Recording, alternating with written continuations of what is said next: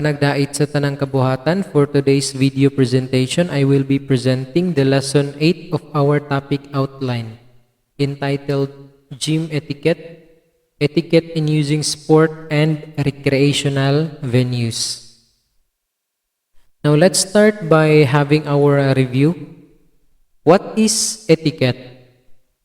It is the set of conventional rules of personal behavior in polite society, usually in the form of an ethical code that delineates the expected and accepted social behaviors that accord with the conventions and norms observed by a society, a social class, or a social group. So these are expected and accepted behaviors in a certain society or in a certain community. Muni ang mga dapat ninyong buhaton in a certain society. Or in a online setting, we call this term netiquettes. Diba? Sa opening sa klase, we presented online netiquettes, or the things that we need to do when we will be having our online class. That is etiquette. Now let's proceed to the fitness etiquettes. What are these fitness etiquettes? First, uphold the rules of the facility. Read, understand, and follow all rules, expectations, and posted signs.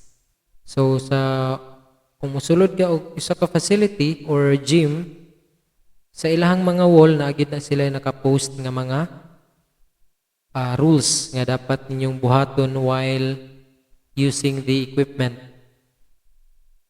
And observe all posted equipment instructions and warnings. And if there is a piece of equipment you do not know how to use, don't assume you know how to use it and ask for assistance. Kaya kung mo adto ka og gym na amang gina siya gym instructor.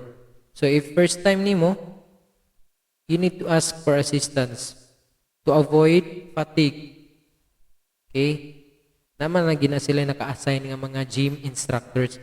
And last month, I went to the gym. Na sila mga bagong rules, especially karon nga naatay pandemic, na before nimo or after nimo magamit sa usa ka equipment, dapat i-wipe sa nimo siya og alcohol. So you need to keep updated of the rules of a certain facility.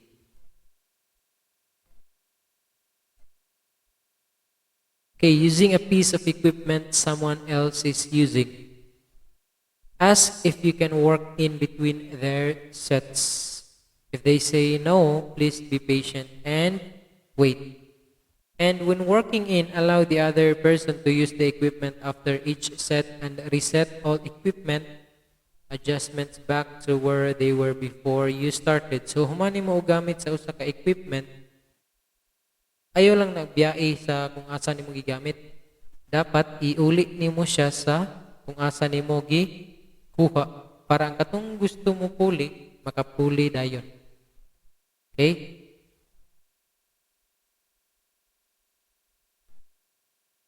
You cannot claim a piece of equipment by setting a towel or water bottle on it or next to it, because it's everybody's or it's everyone's equipment. So, kung gusto ka mo gamit ana nga butang, gamita dayon. Ayaw, it is not an assurance na kung butangan nimo og bottle, kung butangan nimo og towel ang usa ka equipment, dapat ikaw na mo sunod ana. Kay daghan pod gusto mo gamit ana nga equipment, because again, it's everybody's equipment. Now, when using equipments while others are waiting, allow others to work in between your sets.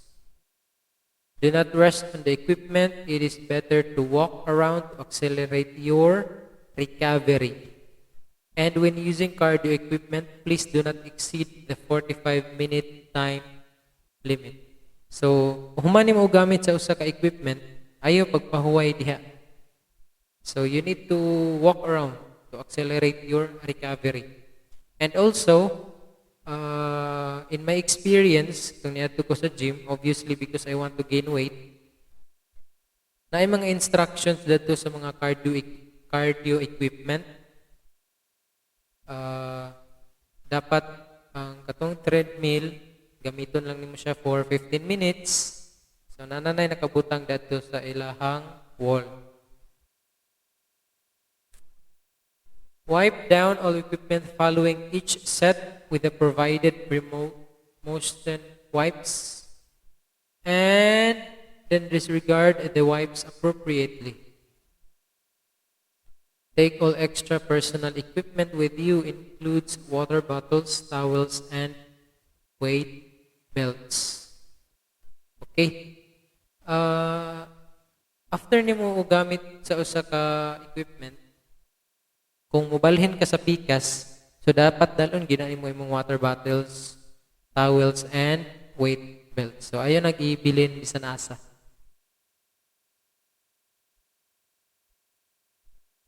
Put all equipment away. Rack free weights in their designated location.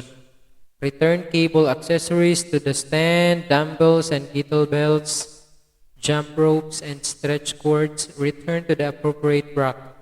Stability balls, balance balls, and foam rulers are to be wiped down.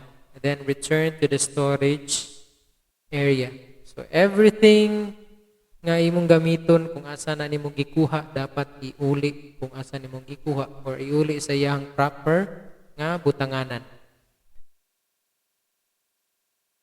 Being aware of the exercise areas. Stay clear of free weight areas when in use. So kung kana nga area is gamiton for exercise, kinamay area nga kung ahlang ka pwede mo agi, mulakaw, napoy area kung aha ka dapat mag-execute sa exercise. So dapat i-stay clear na nimo na nga area kay para kung kinsay gusto mo gamit, makagamit ra. And then do not exercise in walking areas. Again, naay part nga walking areas, ayaw dadto pag exercise because there is a designated areas for executing the exercise. Gray floor pathways and in front of water fountains, water and ice machine, wall-mounted wipes, containers, and trash or recycle receptacles. And then do not stand in front of dumbbell rack. Before using a wall-mounted mirror, look around to make sure you are not in someone else's space.